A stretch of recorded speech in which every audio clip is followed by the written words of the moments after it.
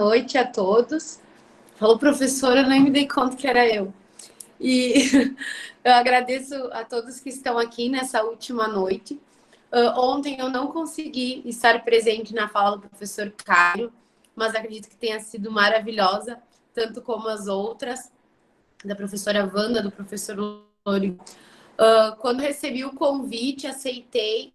Quando eu vi os nomes dos outros convidados, eu fiquei nervosa, são doutores, né, no assunto, fontes da minha pesquisa, referências bibliográficas da minha pesquisa, e confesso que bateu aquela ansiedade, tive até pesadelo essa noite que não funcionava a internet, mas estamos aqui. Agradeço o convite, né, de estar aqui nessa última noite. E hoje, ainda um pouquinho antes de entrar, né, de acessar, eu estava um pouco nervosa, aí eu fui fechar a janela, eu olhei a lua, aí eu vi essa lua cheia que inicia hoje, e eu pensei, bom, acho que tem um significado por trás de ser a última a falar. Eu pensei, por que não me convidaram para ser primeira? Porque aí o que vinha depois eles me corrigiam. Mas agora eu sou a última, então tudo bem.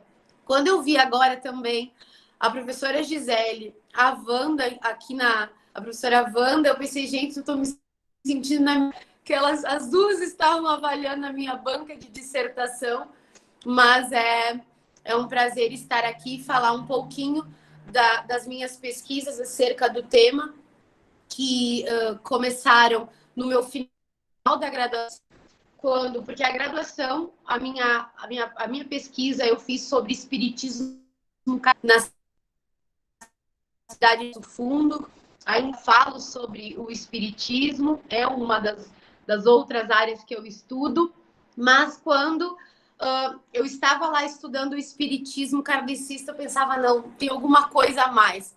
Eu preciso estudar algo diferente. Eu preciso estudar alguma coisa que vai ser difícil. Fácil, né, já tem muita coisa. E aí, quando eu estava pensando, ingressei, né, no grupo, no LEC, no Laboratório do Estudo das Crenças, ordenado pela professora Gisele Zanotto, e entrei naquele grupo, cheguei para ela e falei, olha, eu quero estudar as religiões afro. Ela falou, ótimo, que bom, pode pesquisar, mas a gente não sabia por onde começar. Foi me passado primeiras bibliografias básicas, né? Mas eu comecei a frequentar cultos para poder entender a comunidade. Não era afro-religiosa no meu início, e fui para pesquisa, né? Fui entender o que estava acontecendo ali, e uma coisa que me chamou muito a atenção foram os pontos cantados. Perguntaram para a Wanda, né, o que eram pontos cantados lá no primeiro dia, ela já explicou, né, mas reitero que os pontos cantados são músicas que são o chamado das entidades ao terreiro, e conforme eu ouvia as músicas, umas muito bonitas, falando de paz, de amor, de coisas aqui da terra. No final da noite do terreiro que eu fui conhecer, começou algumas músicas que falavam de traição, de matar marido que traía, de se vingar. E eu falei, aí vai, olha que esses pontos vão me inspirar uma pesquisa, porque eu queria entender. Gostava muito de ouvir pontos das orixás, falando da maternidade, da mãe, mas quando eu comecei a ouvir os pontos de mulheres que eram livres, que elas eram o que queriam, que elas não eram mães, elas eram as amantes, elas eram as esposas, eu pensei, é isso que eu vou estudar. Então eu comecei a estudar os pontos de Pombagira, pontos de Exu e Pombagira, mas basicamente, né, delimitei para as pombagiras, e aí foi que eu entrei nesse universo, né, das religiões afro, querendo trabalhar a questão das pombagiras. A minha dissertação, então, eu fiz com o tema pombagira, gênero, que foi foi arriscado, porque quando eu entro, eu fiz um projeto para começar essa fala sobre a Umbanda. Eu fiz um projeto que eu falava o tempo inteiro sobre Umbanda, os pombagiras na Umbanda. Quem lê o meu projeto só vai ver a palavra Umbanda. Conforme eu fui estudando a matriz religiosa que eu analisava na época, eu comecei a ver, isso não é só Umbanda. Aqui tem mais do que Umbanda. Eu não consigo explicar somente com o referencial que fala da Umbanda. E aí, com as conversas que eu tive com os próprios frequentadores do culto, eles se autodenominavam Quimbanda. Eles eram de Quimbanda. E aí fica uma questão que foi feita para os outros participantes, né, para os professores, da diferença. É Umbanda? É Quimbanda? É diferente? No Rio Grande do Sul, a partir das minhas análises, é diferente. Porque várias casas se autodenominam Quimbanda, casa de Quimbanda. E aí entra todo um estudo, né, para tentar entender e dividir o que em muitas casas não se divide, o que para vários pesquisadores não se divide, mas a partir das minhas pesquisas aqui na minha região, eu moro na Serra, do Rio Grande do Sul, é dividido. Várias casas se autodenominam de Quimbanda, por mais que tenham elementos de Umbanda. Essa primeira arte introdutória pode passar. Uma coisa que eu quis trazer foi comentado, né, com os outros pesquisadores, a questão do candomblé, a questão da jurema. E como aqui várias pessoas não são do Rio Grande do Sul, eu quis trazer um pouquinho de início o batuque. O batuque, no Rio Grande do Sul, ele é uma religião. E segundo as pesquisas, ela foi a primeira religião afro introduzida, trazida, né, aqui para o nosso estado. E que foi dada, né, como uma religião, que tinha autorização de culto. Aqui nós temos, nessa artezinha que eu fiz, a imagem na frente, um desenho, né, do príncipe custódio. Vou dar uma introduzida, né, nisso, na questão do príncipe custódio. O príncipe custódio de Almeida, ele era da nação Jeje. Ele era um príncipe que foi trazido pela Inglaterra para o Brasil. Ele ganhava uma mesada da Inglaterra para se manter aqui no Rio Grande do Sul. Ele mora inicialmente na cidade de Bagé, depois ele vai para a cidade de Rio Grande e depois ele vai para a cidade de Porto Alegre. Ele ficou muito conhecido no Rio Grande do Sul, formando terreiros de batuque nessas 3 cidades, Bagé, Rio Grande e Porto Alegre. O príncipe custódio, ele teve autorização do governo da província aqui do Rio Grande do Sul de ter o seu culto, tanto que Júlio de Castilhos, que são políticos famosos aqui no nosso estado, Júlio de Castilhos e Borges de Medeiros, eles eram consulentes do príncipe, tanto que ele ajudava em várias questões políticas, de saúde, dos familiares. E atrás tem um desenho, uma representação de um bará, né? Nas religiões afro, um bará, né? Esse orixá dos caminhos, do dinheiro. E esse bará representando um lugar aqui no Rio Grande do Sul. Não sei se vocês conhecem Porto Alegre, mas Porto Alegre tem um mercado público.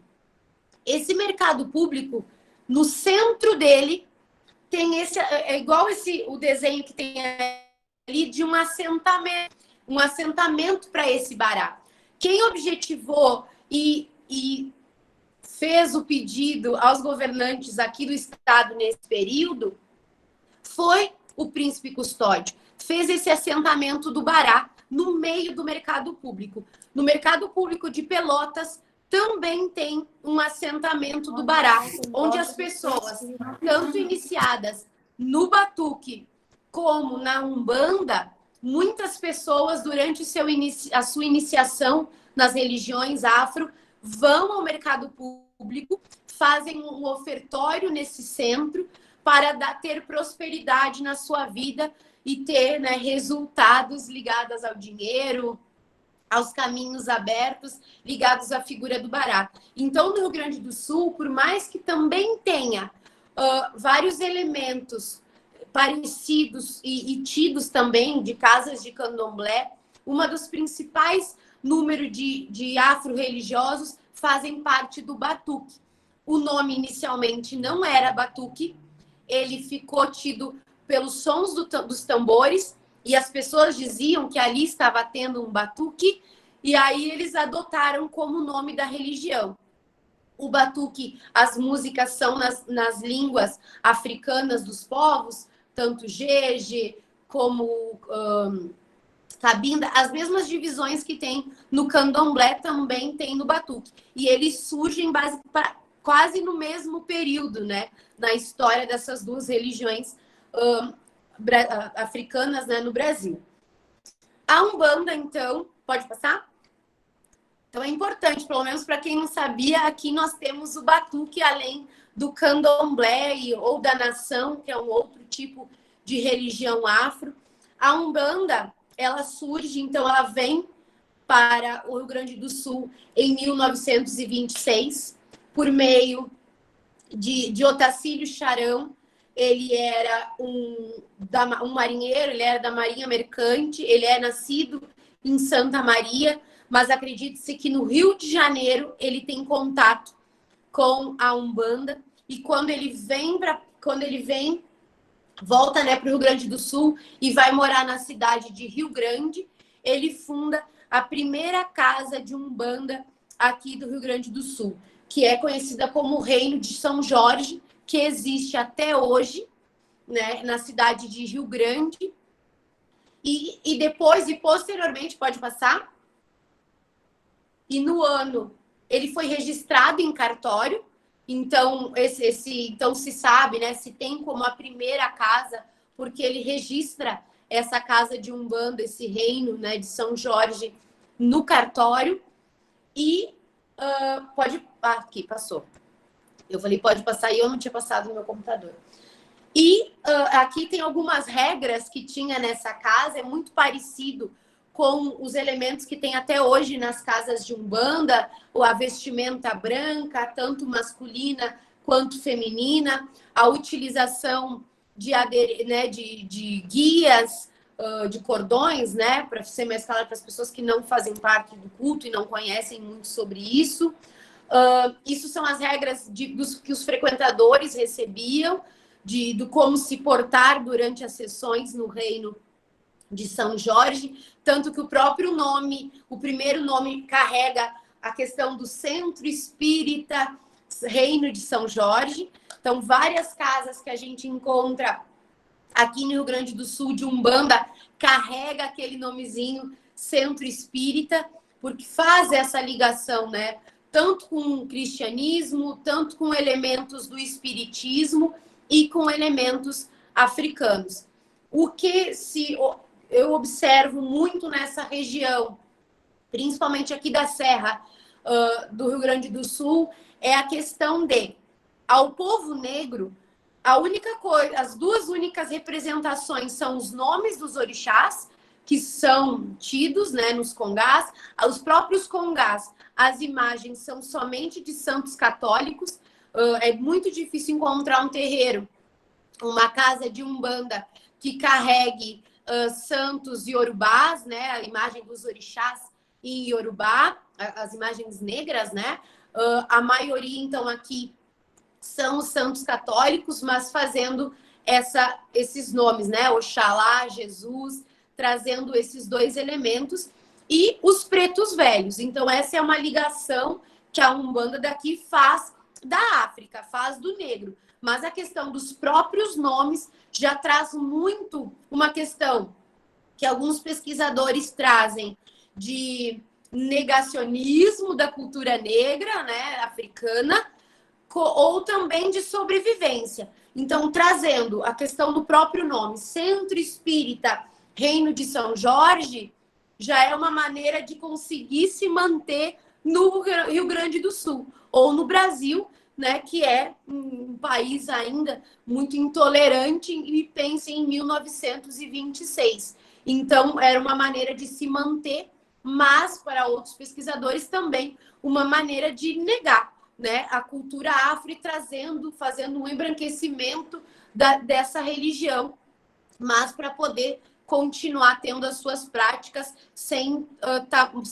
ter represálias. O estado do Rio Grande do Sul, como Borges de Medeiros, Júlio de Castilhos, que eram políticos importantes desse período, eles eram frequentadores e tinham esse suporte do custódio lá em 1886, o Rio Grande do Sul ele não tinha um total ataque às religiões afro, como a gente vê em outros estados, de ser proibido, né, que houvesse esses cultos. O Rio Grande do Sul tem um pouco desse diferencial de não ter leis explícitas dizendo que não podia. Por mais que em algumas cidades posteriormente fossem adotadas medidas para fechar esses cultos, e muito se usava a questão do barulho, não do culto em si, para poder entrar, para a polícia poder invadir. Eles usavam muito a questão do barulho, não tanto a questão da religião.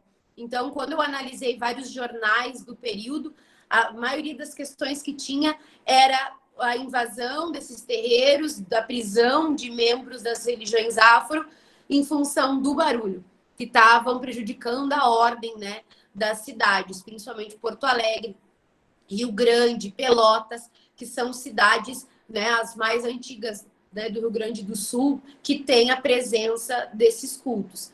Então, pode passar, esse centro espírita foi registrado em 1932, e também aqui o segundo centro espírita, Casa de Umbanda, porque também carrega Congregação Espírita dos Franciscanos de Umbanda. Olha esse nome, Congregação Espírita dos Franciscanos de Umbanda. Então aqui a gente também vê toda uma mistura religiosa, né? Aqui tem uma imagem, ela não é muito nítida, porque foi a única que eu encontrei. Se tu acessa o site deles, eles existem até hoje, esse grupo de Umbanda. Hoje eles são mais conhecidos como franciscanos de Umbanda. Tu não encontra mais tantas imagens sobre esse grupo, mas eles usavam vestimentas igual padres franciscanos e usavam sandálias também durante o seu culto.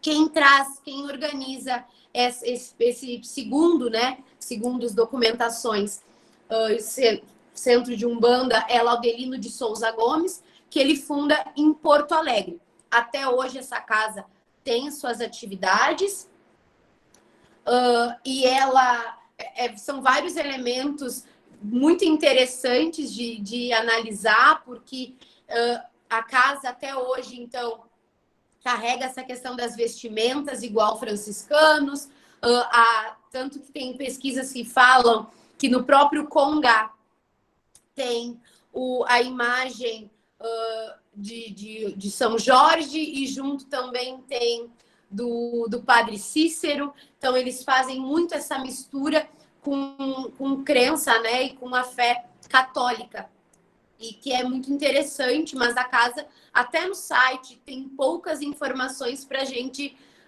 pesquisar sobre ela. É um grupo fechado para pesquisa. Tanto que essa foi a única imagem que eu encontro desses franciscanos de Umbanda.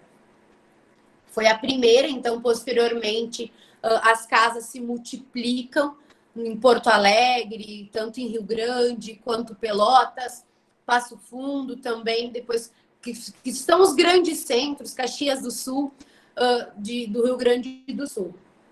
Pode passar. Eu peguei uma reportagem que eu tirei lá o título, né? Axé pra ti, tchê, é da revista Isto É, que falou, né? Que costela de porco para Odé, costela de boi para algum. Gaúcho serve churrasco até para o santo. E haja sal grosso. E é verdade, a gente serve nas oferendas uma costela para Ogum. Não sei se tem nessas outras regiões, mas a melhor parte do churrasco é servida para Ogum.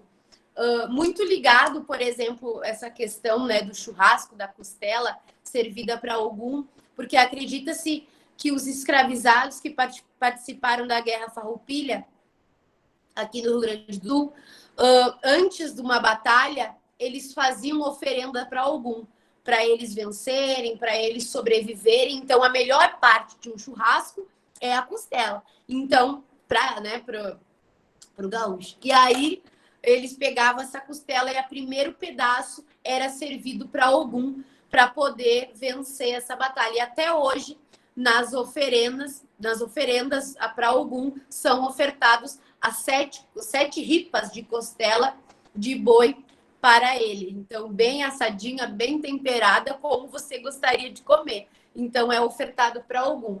E, segundo o censo de 2000, o censo demográfico, né, do IBGE, o Rio Grande do Sul estava no topo de estado com mais afro-religiosos declarados do Brasil.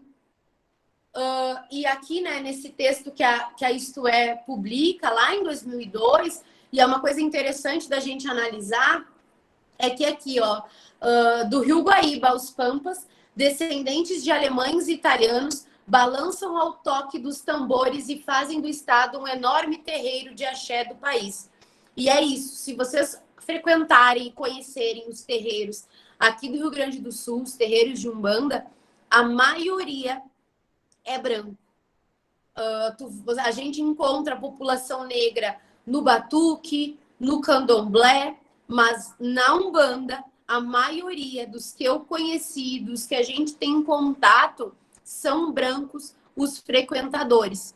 Então, é uma mistura étnica, a questão até, né, de poder se manter, trazendo nos próprios nomes das casas, já a questão ali, né, como traz da primeira casa de São Jorge, não trazendo tanto nomes africanos. Aqui na cidade de Nova Prata, por exemplo, tem uma casa que se chama Casa Branca Cabocla de Ançã. Eles já trazem até no nome a questão do branco, né? Então a gente não sabe até que ponto é uma negação da cultura afro, por mais que ali tenha a Yansan no final da frase, mas a questão de trazer lá no início o Casa Branca. E uma questão, né, que foi... Deixa eu ver se tem mais alguma coisa. Depois eu vou pedir para passar. Pode passar. Aqui da costela. Essa é uma oferenda que eu fiz no meu chão para algum. E não dá para ver nitidamente, mas ali embaixo, a imagem é o do meu. Mas a postagem eu peguei do Facebook. Eu só escrevi oferenda para algum Rio Grande do Sul, para ver se era só nas que eu analiso ou em outras também. E aí, em Eldorado do Sul, também o Pai de Santo postou lá o que vai na oferenda para algum, e vai também a costela. O churrasco, né? Uma parte do churrasco para algum. Então, ali a minha também, aqui eu ofertei, pode passar. E quando a gente fala aqui no Rio Grande do Sul, né, do segundo censo, seu estado com mais afro-religiosos declarados do Brasil, e sendo a maioria brancos que participam desses grupos, mas a questão do preconceito é extremamente forte aqui também. Nos grandes centros, anualmente precisa ter manifestações.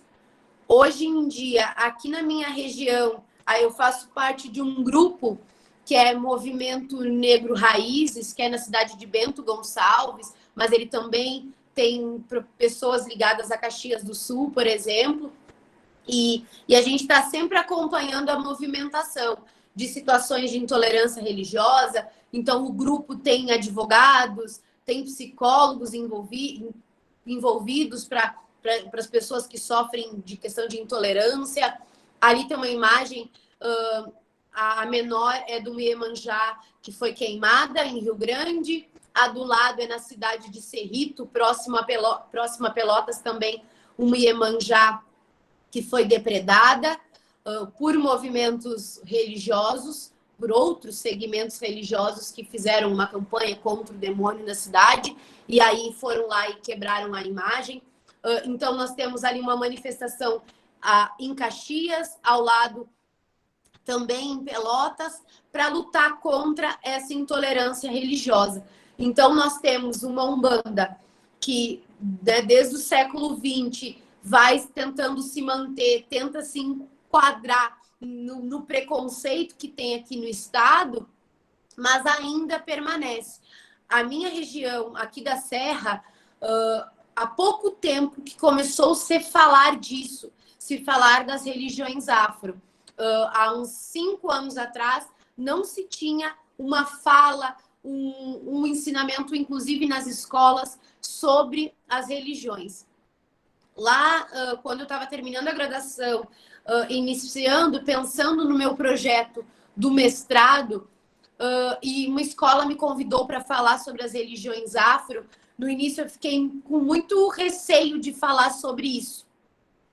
E uma coisa que foi importante nesse meu processo de falar sobre religiões afro aqui, principalmente na minha região, e em outras regiões também, porque já fui em Passo Fundo falar, já fui em regiões mais a norte e nordeste do estado falar, foi que numa palestra do Cairo, que ele foi em Passo Fundo, o Cairo falou sobre a Umbanda, sobre as suas pesquisas, e no final da palestra, o professor Cairo falou que ele fazia parte.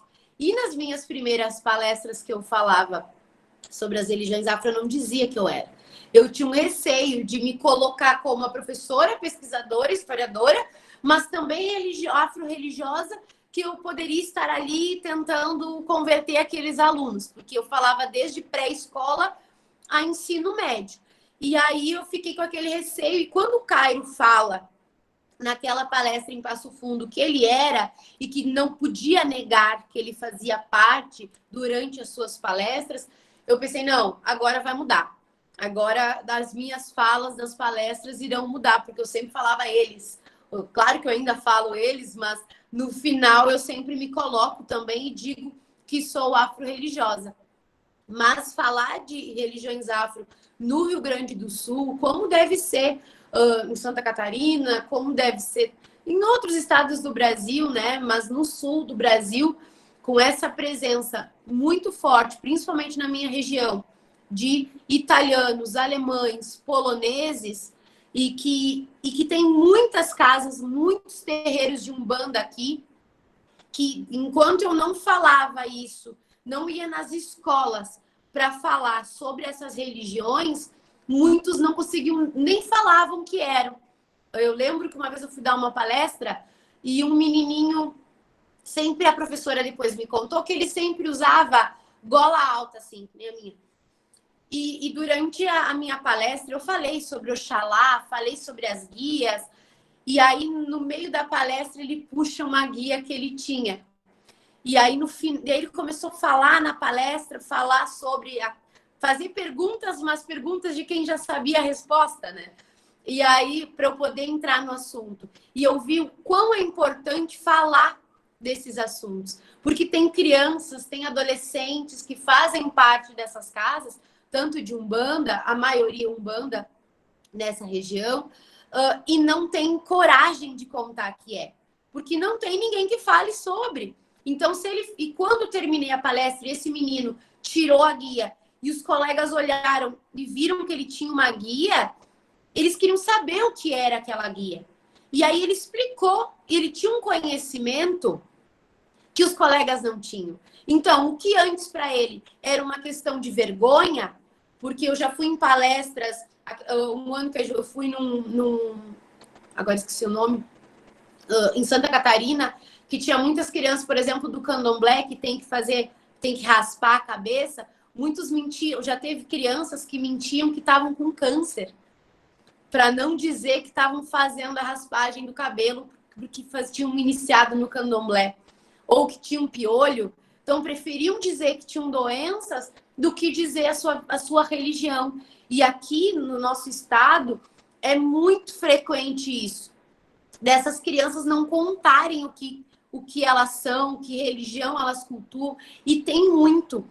Depois que eu fiz as primeiras falas das escolas aqui da minha cidade e na região, muitos pais de santo entraram em contato comigo agradecendo, porque os filhos não contavam que eram de Umbanda. E muitos ficaram com vontade de estudar, porque acontece muito isso dos próprios pais de santo, né? De ter a sua prática, mas não encontrar lugares para fazer essa troca de conhecimento. E muitas coisas, por exemplo, agora, como vai acontecer pós-pandemia, de conhecimentos que talvez terão que ser alterados, a questão, né, do beijamão, dessas práticas que, né, com a pandemia ficou suspensa, é importante ter essa troca. E um evento como esse é fundamental para isso. Porque da mesma maneira que tem aqui, né, os doutores do assunto, deve ter pais de santo, mães de santo, tem gente que não conhece ou que faz parte e nunca encontrou um ambiente para falar sobre isso. E que a gente não está só falando da Umbanda, a gente não está falando só do batuque, do candomblé, da jurema, a gente está falando de cultura. A gente está falando de línguas africanas, a gente está falando de costumes, de danças, de ritmos, de instrumentos musicais, e dá para trabalhar tudo isso com esse... que é muito amplo. Então, quando a gente fala da Umbanda, por mais que a Umbanda tenha lá a sua doutrina, o que pode, o que não pode ter ofertório de animais, não pode, é muito singular. Cada pai de santo ou mãe de santo tem uma autonomia para definir o que é a sua Umbanda. Vai ter ofertório, vai ter oferenda com animais, e se ele se diz de Umbanda, é de Umbanda. Mas a maioria que eu faço as pesquisas, os que se autodenominam, né, Umbanda, não utilizariam o recurso, né, a utilização de oferendas com sangue. Mas no Rio Grande do Sul, a partir da pesquisa que eu fiz, o próprio Norton Correia, Rodrigo Lenstner, que ele também é um pesquisador mais atual das religiões aqui no Rio Grande do Sul, das afro, que ele fala basicamente sobre a questão... O primeiro trabalho dele foi sobre as oferendas, sobre essa questão do sacrifício e de como a lei ambiental né, e se opõe às religiões afro aqui no Rio Grande do Sul, mas trazendo essa questão de que no Rio Grande do Sul o que acontece muito é uma mescla. Uma casa que tem elementos de candomblé, que tem elementos da Umbanda, que é o quê? O culto a preto velho, a caboclo, a cigano, a boiadeiro, aos marinheiros, que também boiadeiro, marinheiro um pouco mais recente, aqui pelo menos. E aí também a questão da quimbanda. A Umbanda que eu analisei, a casa, o terreiro que eu analisei na minha dissertação, eu usei um termo que o próprio Lenstner usou na pesquisa dele, é um banking candomblé. Um banking candomblé, porque é uma mistura. Tem elementos da Umbanda, para, por exemplo, caboclo não tem oferendas de sangue, preto velhos não tem oferenda de sangue, os que são de Umbanda. Em contrapartida, os outros que são de candomblé tem. Então, os orixás, e nesse terreiro que eu analiso, os orixás são incorporados. Já nas casas de Umbanda aqui da minha região, os médiums e os pais de santo, né, no geral, eles não incorporam orixás, eles incorporam caboclos enviado, por exemplo, cabocla enviada por Iansã. Preto velho, preta velha enviada por algum orixá, mas eles não fazem a incorporação de orixá. Já ou várias casas que surgem mais no final, no início do ano 2000, eles já utilizam tudo isso. Então, eles não fazem ofertório para algumas entidades de Umbanda, mas eles fazem para as que são parecidas, né? Para as que são do candomblé ou são do batuque, para os orixás é feito. E é feito a incorporação desses orixás. Então, a casa que eu analisei especificamente, é feita oferenda para orixás, eles incorporam orixás, mas eles também incorporam caboclos, pretos velhos, linha de cigano. Na que eu analiso não tem, por exemplo, a boiadeiro, mas uma outra que eu comecei uma pesquisa há pouco tempo tem boiadeiro e marinheiro. E aí vem a questão da quimbanda, que é o meu foco ainda de pesquisa, analisar essa outra vertente, que sim, aí tem ofertório, tem oferenda com sangue para Exu e Pombagira. E não somente de galos e galinhas. Tem a ofertório de cabritos e cabritas. Porque eles... E assim, um diferencial dessa casa que eu analisei é a questão deles terem festas somente de quimbanda. Noites, principalmente de sexta-feira, culto somente para Exu e Pombagira. São saudados os orixás antes? É feito cânticos aos orixás antes? Sim, mas não tem incorporação. Ou, por exemplo, a troca de vestimenta faz uma separação numa noite. Então, quando tem culto a orixá, a caboclo, preto velho, ciganos, eles usam uma vestimenta branca.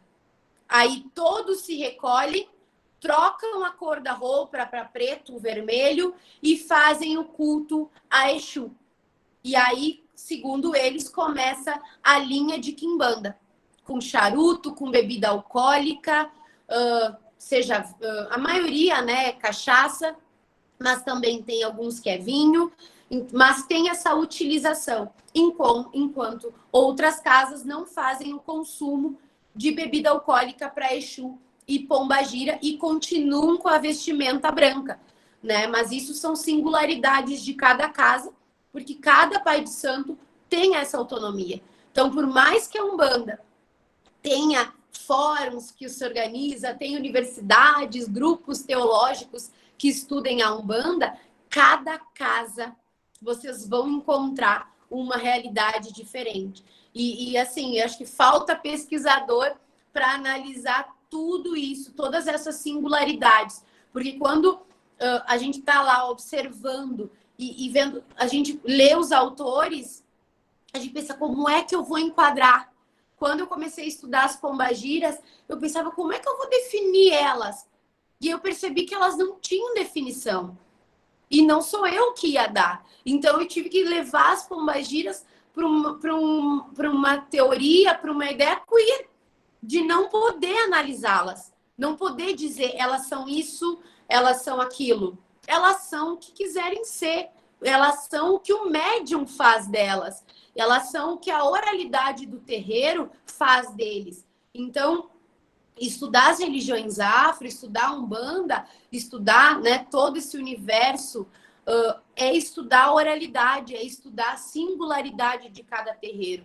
Porque a gente, por mais que pesquise, hoje eu tive que pegar o meu livro de novo para ler, eu pensei, meu Deus, nem é isso. Eu vou ter que mudar, porque eu já tenho uma outra concepção, porque vai mudando, conforme a gente... E não é lendo outros historiadores, outros pesquisadores, porque eu tive que beber de várias fontes. Eu tive que ir para antropologia, eu tive que ir para várias outras áreas, eu tive que ir para letras, para estudar a questão, né, de discurso.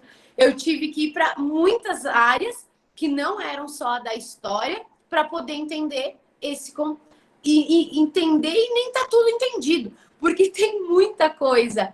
Quando eu estava ouvindo a Wanda falando, o professor Lorival, eu ficava pensando, gente, isso eu não vi.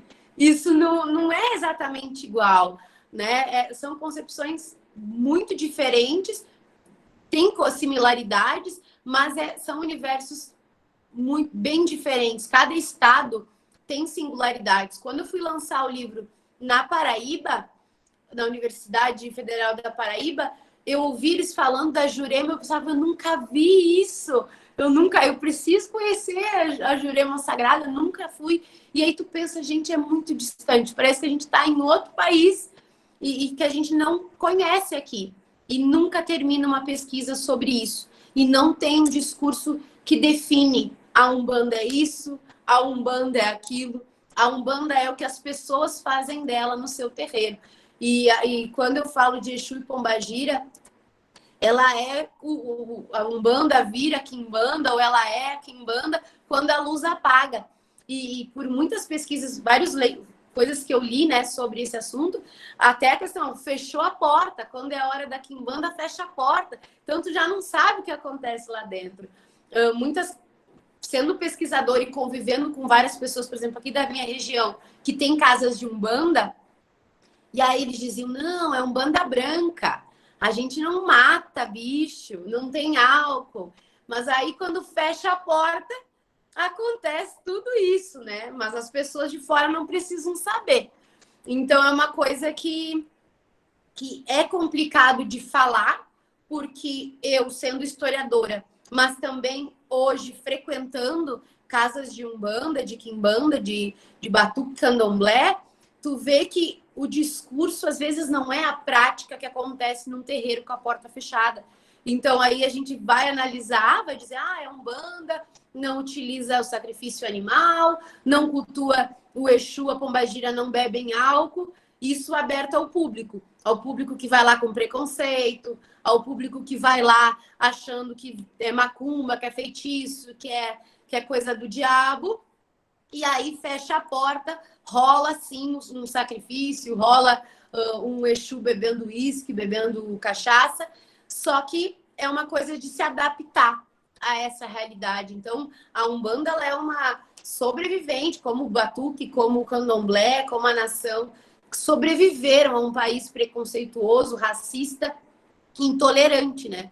Então, até que ponto eu falo que tem uma negação, até que ponto a gente fala que é um modo de sobreviver, principalmente nessa nossa região, aqui, né, na Serra, que a maioria da população aqui, né, no Porto Alegre, esses outros centros já é diferente, mas é branca, cristã. Então, fala disso nas escolas. No início eu pensei, não vão me contratar mais, vou ser demitida, não vai rolar. E pelo contrário, só me abriu portas. E hoje discuto na internet, as rádios vêm me pedir se podem publicar certas coisas, porque o preconceito, as falas intolerantes, assim, é muito expressivo nessa região. Então, tem que estar sempre lá, não é macumba jogada no rio, é uma oferenda, sabe? Então, tem que estar sempre ali, às vezes chega a ser desgastante nessa região. Mas pode ir passar, acho que encerrou. É só a bibliografia, pode fechar. Mas é um universo incrível, ótimo de se estudar, mas nunca termina. E cada casa, cada terreiro é singular e tem liberdade para ser diferente, para cultuar como quiser. Então, não sei o que vocês acharam dessa fala. Eu tinha preparado um monte de coisa, não falei nada do que eu tinha preparado, mas vocês podem me fazer perguntas e estou para respondê-los.